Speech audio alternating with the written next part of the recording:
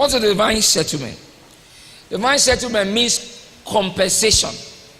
It means compensation. It means compensation. Certain things are your rights, but you have not been able to access them.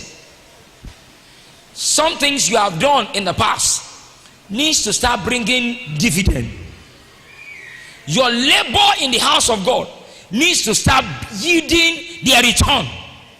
If you are put in a labor in any place in the kingdom, it is time for God to compensate you for your loss of time, for the time you gave him. I don't know what you have given up for God in the time past, but beginning from this one, they will begin to speak for you. For the mere fact that you are in church today, against all odds, you are here and you have spent time in his presence, I say it will begin to speak for you. There is a man called Abraham in the Bible. God said, go out, count the stars, and Bible says he lifted up his face and God counted it unto him as righteousness. It was as simple as counting the stars of the heaven, and he did not even attempt to read everything. He just lifted up his face, and Bible said God counted it unto him as righteousness. Somebody is here this morning, your service shall be counted as righteousness. Please be seated. Please be seated. Be seated. What is divine settlement? It is rest from struggle. Rest from struggle.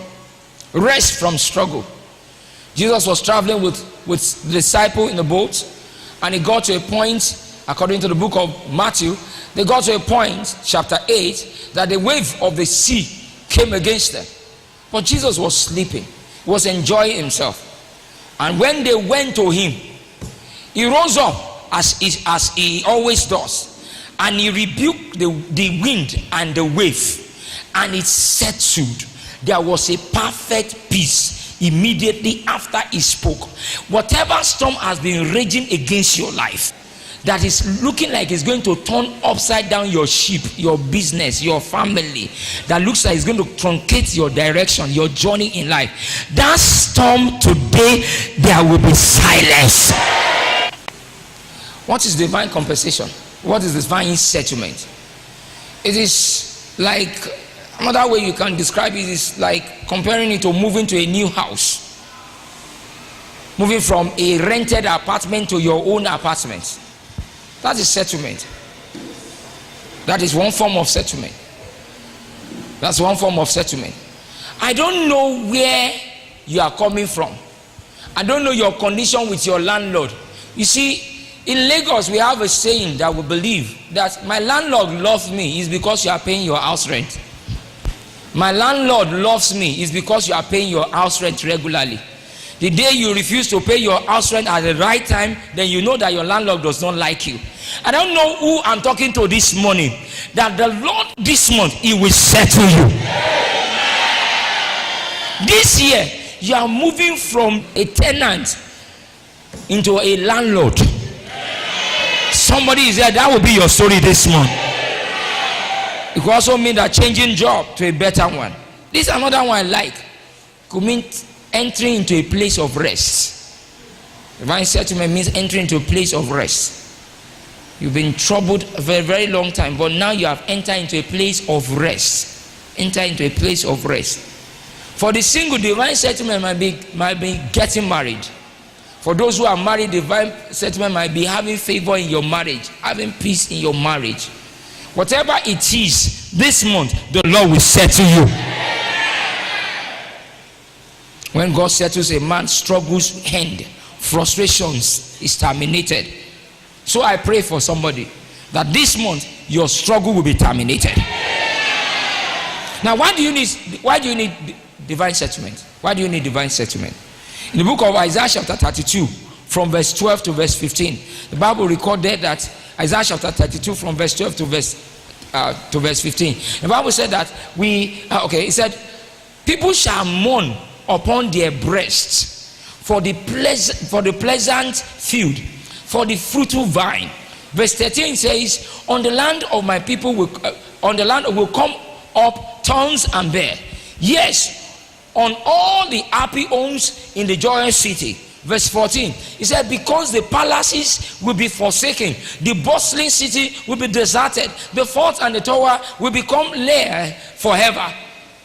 Look at this. Say, a joy of the wild donkey and a pastors of flock. This is all that will happen in human life until verse 15. Verse 15 says, until the Spirit is poured upon us from on high, and the wilderness become a fruitful field, and the fruitful field is counted as a forest. I pray for somebody this month. The Spirit of the Lord will be poured upon you from high.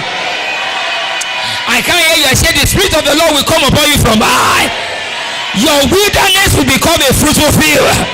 Your wilderness will become a fruitful field. In every area where your wilderness is dry, where there is nothing for you to sow for, because of this word, your wilderness will become a fruitful field. Oh, your wilderness will become a fruitful field in the name of Jesus, and your fruitful field will become a forest in the name of Jesus Christ. Please be seated. This is the reason why you need divine settlement, because everything in the life of a man, in fact, our destiny as a child of God is not meant to believe in human struggle. What you see from verse 12 to verse 14 is as a result of human effort. When you struggle on the field, it affects your home. It affects your home. Everything, no result, no result, no result. You struggle and no result, no result, no result. But God said, when there is a divine settlement, your wilderness become a fruitful field. And I'm praying for somebody here, that job that has not been bringing in sufficient return, in this month of divine settlement, there will be a change. As the elect of the Most High, we belong to a special breed, because the force that is behind us transcends human ability and power by divine involvement and settlement. Therefore, God has ordained us to be principal channel of blessing, irrespective of our personal ability, talent, profession, placement, or vocation. God has ordained us to be a channel of blessing. You are ordained to be a channel of blessing because you are a special breed. You are not meant to be struggling. Your destiny is not by human effort. You can't fulfill. Bible says, by arm of flesh no man can prevail. You can't. You need divine settlement. And what is divine settlement? It's divine involvement. God needs to be involved. God needs to be involved, and you must be hungry for it. And let me quickly take a case study of what I'm talking about, and then we'll pray.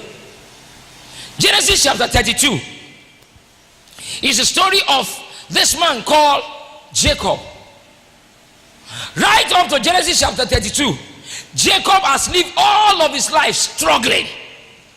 From birth, he was struggling. As a matter of fact, when he was born, he held an heel of his brother, and so they call him a struggler from birth. Supplanter can look like a cheat, but let's interpret it again. He has always been an hustler. From the womb of his mother, he was an hustler. He hustled to be born. He fought to be born. He fought to be born. He fought his birth. Many of us here, we fought to come to the world. When you were conceived in your mother's womb, the devil rose up battles against your mother.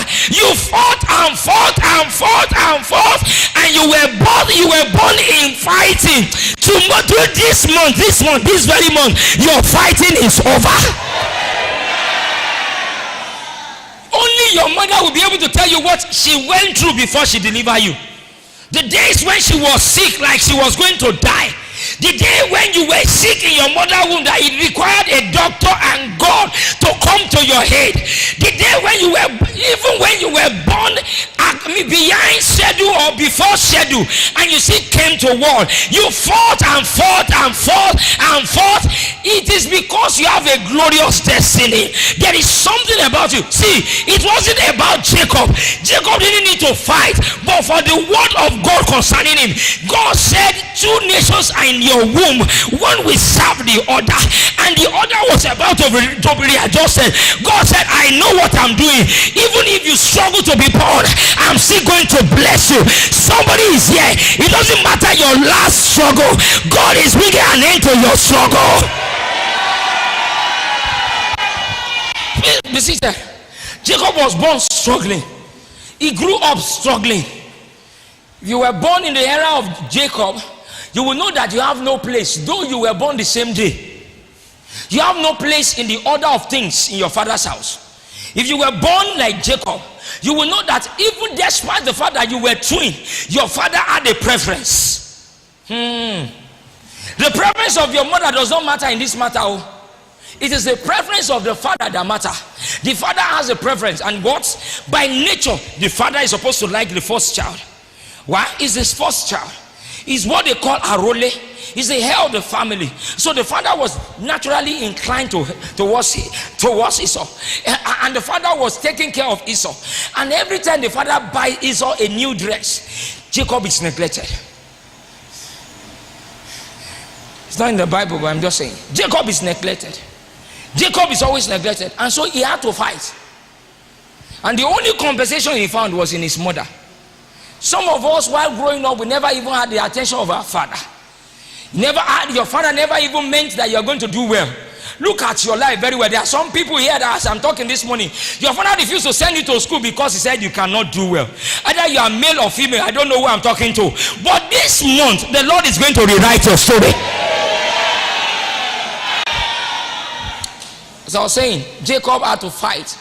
It is part of his fight and his struggle that he found a way of cheating.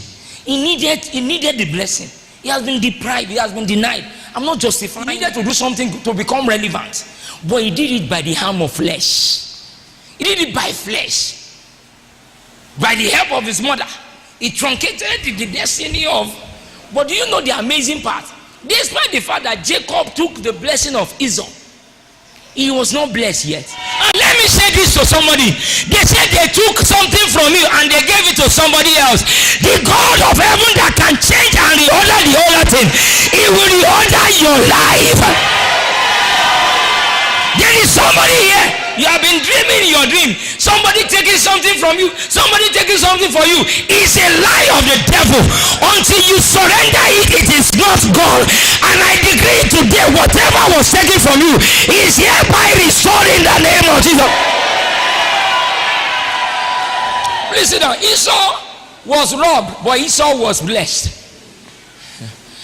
Jacob that took the blessing. You know, wickedness. In a world where the mother can take the blessing of one and give it to the other and say, because I like this one, I don't like this one. You say it's not possible. God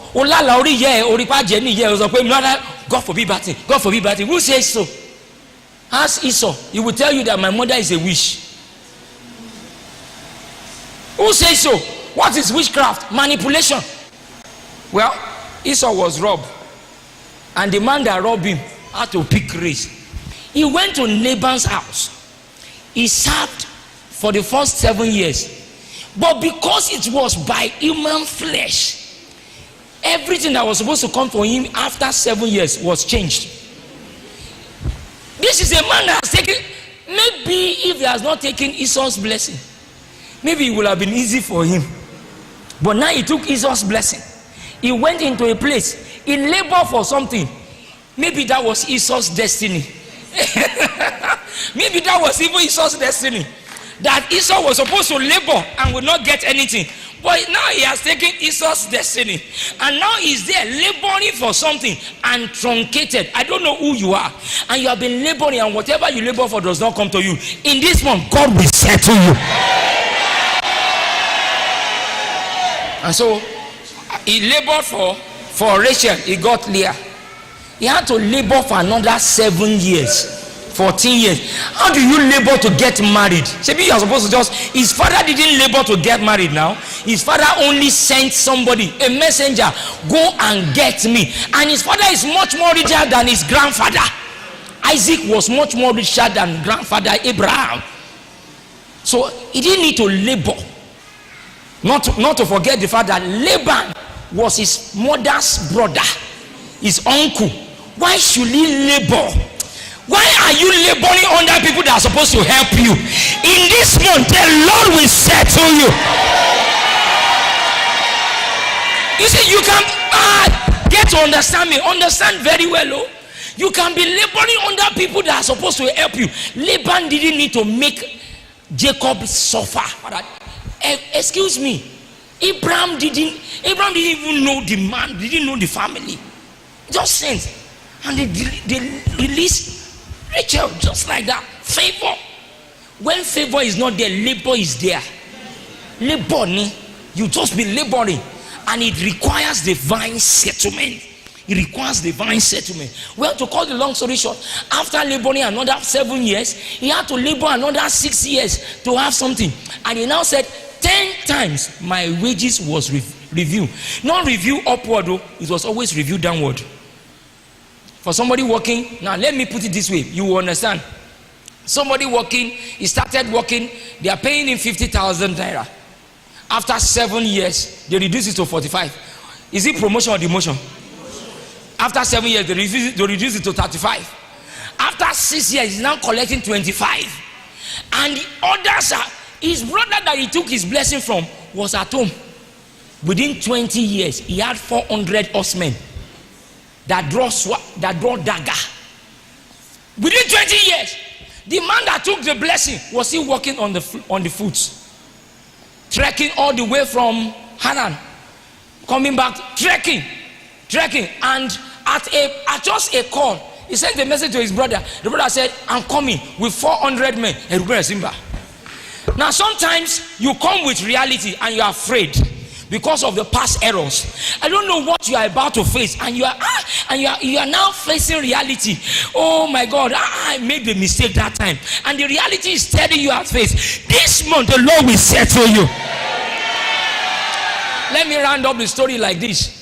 Right in that process, Genesis chapter 32 started by saying Jacob met angels of God. Before he met his brother, he first met angels. He saw angels. He first knew where he was. Said, okay, this is the headquarters of God. This is where God lives. Okay, I've seen the camp of God. Now this is where God lives. Now see, until you get to the God, you get to camp of God, you may not be able to face your next battle. And so when he got the notice that his brother was coming, so he was ready. He said, I cannot face this man. He said, God, save me from my brother. Verse 11, Genesis chapter 32, verse 11. He said, save me from my brother. And this is the last one. In the night of that day, he became so hungry. He held a man and fought that man. He fought that man. He was not willing to let go. He was so hungry, so desperate for a change. Jacob knew that everything about him had been human struggle. And he said, this is the last time I will struggle. I don't want to struggle again. This is the last time I will struggle. You better say to me, say, I will not let you go until you bless me. Jacob said, I'm not going to go. I'm not going anywhere. I'm going nowhere until you said, I am tired of being called Jacob. I'm tired of being called Jacob. If that is the only thing you can change in my story, settle it tonight. The angel said, if you don't let me go, I will remove your leg. He said, I don't mind. Even if I limp, I will not let you go. Even if you kill me, I will not let you go. I am ready for you to settle it. I would like you to lift up your voice. Say, Father. I can't hear you say, Father, settle me today. In this month of settlement, settle me. Open your mouth and pray in the name of Jesus. Hi, I am Shegun Wolumate, the pastor of CSA Rejoice Arena. I would like to invite you to our celebration service coming up this Sunday. It promises to be a time of encounter. Rejoice Arena is a place where God is building joyful and flourishing people through worship and the word. We are located at opposite the community primary school along Appa Road in Ado-Ekiti. Join us this Sunday, 7:30 a.m. and I believe that your story will change. This Sunday, 7:30 a.m. I pray for you, you shall flourish. Thank you.